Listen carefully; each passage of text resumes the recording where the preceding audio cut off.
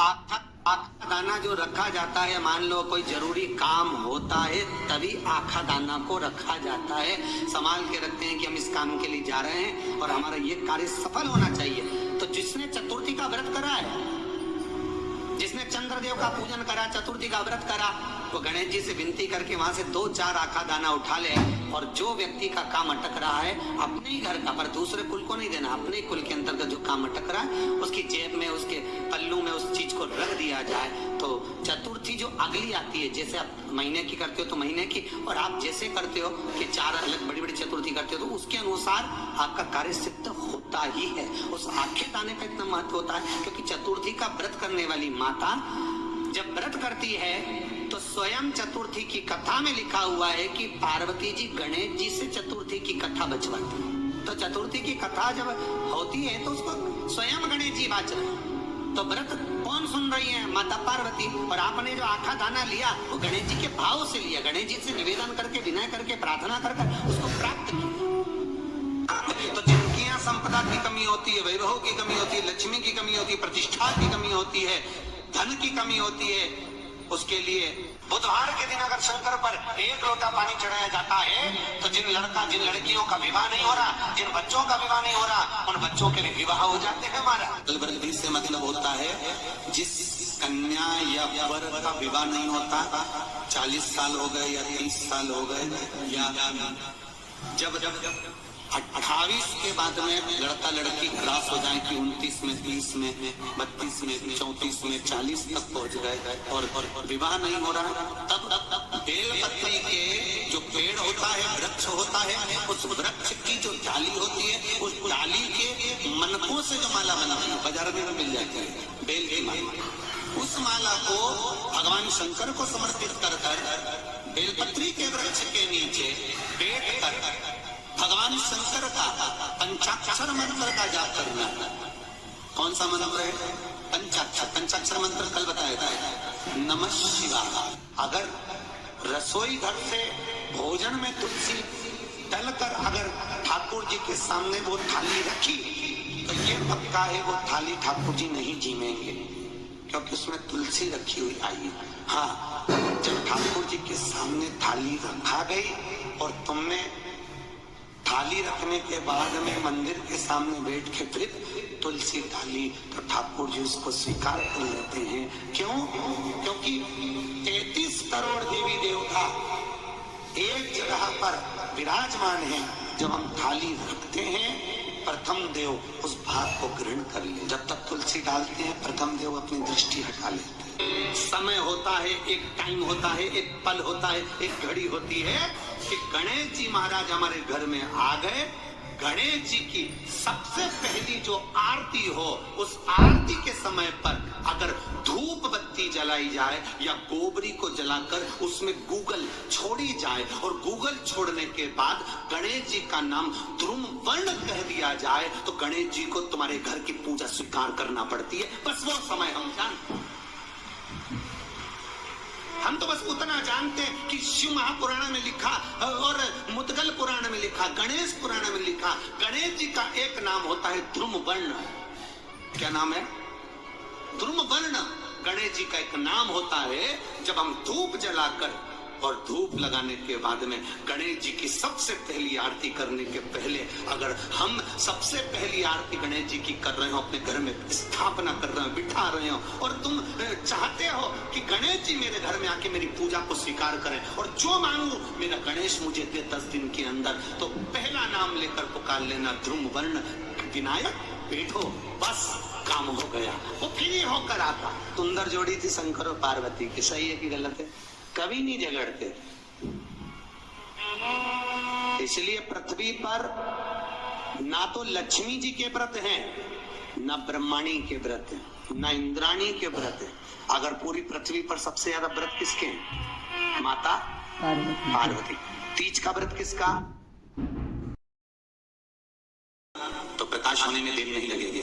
Connection सही लगेगा तो जीवन में भी प्रकाश होने में देरी नहीं लगेगी। बस कनेक्शन सही कर लीजिए। डोरी फैलाई तुमने, खूब फैलाई, यहाँ से लेकर जनरेटर तक, यहाँ से ले जाकर डीपी तक, यहाँ से ले जाकर बोर्ड तक, यहाँ से ले जाकर खंबे तक, तुमने डोरी तो बहुत फैलाई। वाली है, एकादशी भी कर रहे हो, प्रदोष भी कर रहे हो, सोमवार भी कर रहे हो, मंगलवार भी कर रहे हो, डोरी तो बहुत लंबी फैली है, पर उसको लगना भी तो चाहिए। मैं 2 घंटे तक माला जपती हूँ महाराज जी, मेरा नियम है गीता जी के 18 अध्याय का पाठ करती हूँ महाराज जी, मैं हनुमान चालीसा रोज पढ़ता हूँ महाराज जी, मैं राम रक्षा स्तोत्र का पाठ रोज करती हूँ महाराज जी, मैं शिव चालीसा रोज पढ़ती हूँ महाराज जी, मैं गोवर्धन चालीसा रोज पढ़ती हूँ, मैं वेंकट चालीसा रोज पढ़ती हूँ महाराज जी, मैं गोदा रंगनाथ जी का रोज दर्शन करती हूँ, पूजन करती हूँ महाराज जी, मैं रोज रंगनाथ जी के मंदिर जाती हूँ महाराज जी, मैं रोज शिव जी के मंदिर जाती हूँ महाराज जी। कि डोरी फैल चुकी है, डोरी तो तुम्हारी वहां तक चली गई है, बस कनेक्शन होने में देरी है। आप आए नहीं और सुबह हो गई, मेरी पूजा की थाली धरी की धरी गई। क्यों नहीं आया? क्या कारण था? आप जो यहाँ तक पहुंचे नहीं हो, आपका चित्त वृत्ति वहां तक तो चले गया। एक लोटा पानी लेकर मंदिर जाना चालू कर दिए, आपने बेलपत्री चढ़ाना चालू कर दिया, आपने शिव जी की आराधना करना चालू कर दी, और इस मन को वहां तक लेकर भी तो जाओ। शिव महापुराण के माध्यम से हम तो केवल इतना कहना चाहेंगे कि स्कंद पुराण के, शिव पुराण के, विष्णु पुराण के, अग्नि पुराण के, पद्म पुराण के, नारद पुराण के, नर्मदा पुराण के, वराह पुराण के, ब्रह्मवेत्ता पुराण के, लिंग पुराण के, वायु पुराण के, अग्नि पुराण के, हमारे सनातन धर्म के अंतर्गत हमारे वेद और पुराणों में ऐसी ऐसी चीजें लिखी गई है, बस उसका सही उपयोग सही समय पर अगर करना आ जाए तो ये निश्चित है कि काल के मुख से भी मेरा महाकाल बाहर निकल कर ले आएगा। सही समय पर सही उपयोग हो।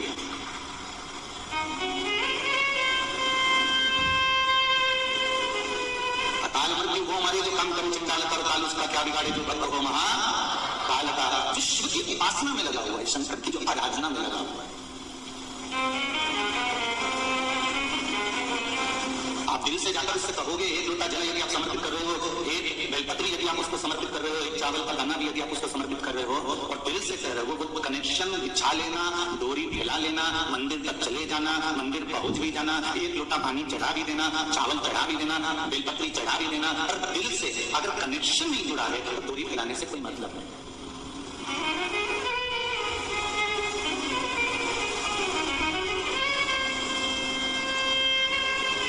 ढेर पत्र है पर सब पत्रों को हम नहीं पढ़ सकते, थोड़ा बहुत जो ध्यान में आ जाता है पढ़कर बोल देते।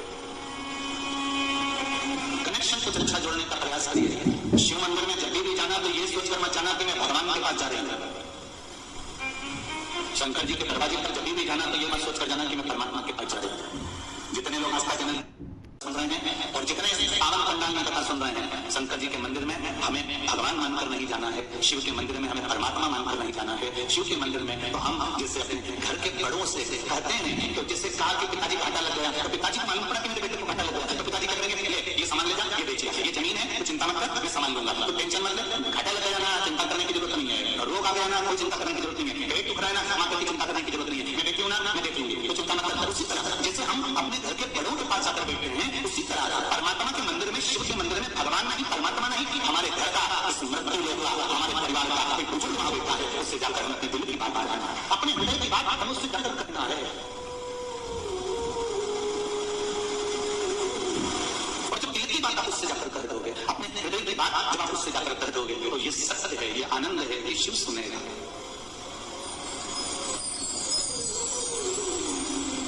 बहुत लोग तुम्हें भ्रम में डालेंगे, दुनिया के कई लोग तुम्हें भ्रमित करेंगे, अरे कहां चक्कर में पड़े हो, सारी समस्या का हल जरा जम के तो बोलो, एक लोटा जल या जल चढ़ाने से सारी समस्या का निदान हो जाता है, क्यों नहीं?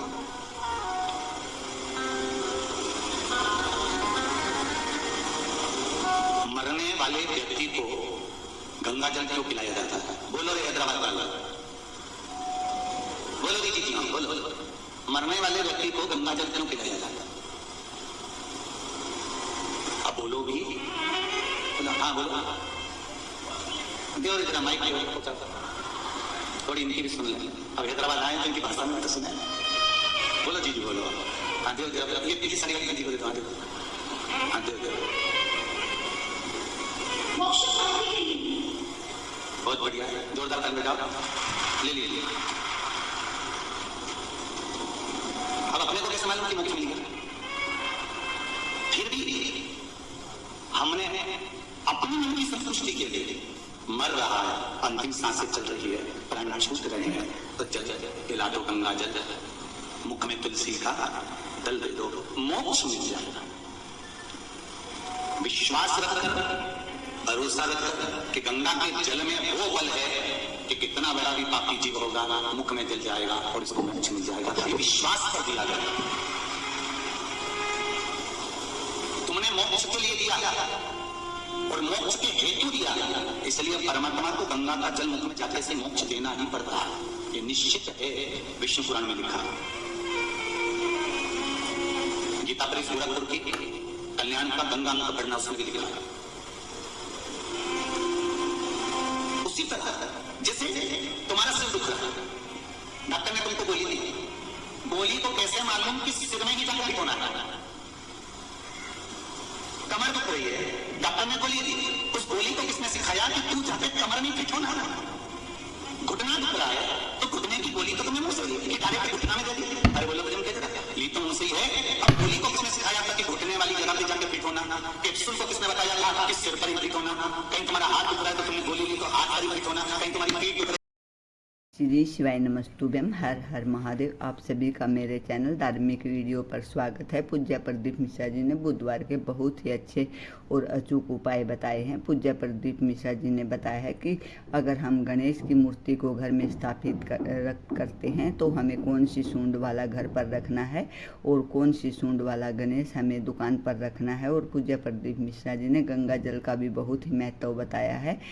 पूज्य प्रदीप मिश्रा जी ने बताया कि अगर कोई इंसान अगर प्राण त्यागने वाला है, बुजुर्ग है, अगर उसके मुख में 2 चम्मच भी गंगा जल डाल दिया जाता है तो उससे उसको मुक्ति मिल जाती है। अगर आपको भी पूज्य प्रदीप मिश्रा जी की कथा और उपाय अच्छे लगते हैं और आप करना चाहते हैं तो उससे पहले मेरे चैनल को प्लीज़ फॉलो कीजिए ताकि अगली वीडियो की नोटिफिकेशन आप तक आ सके।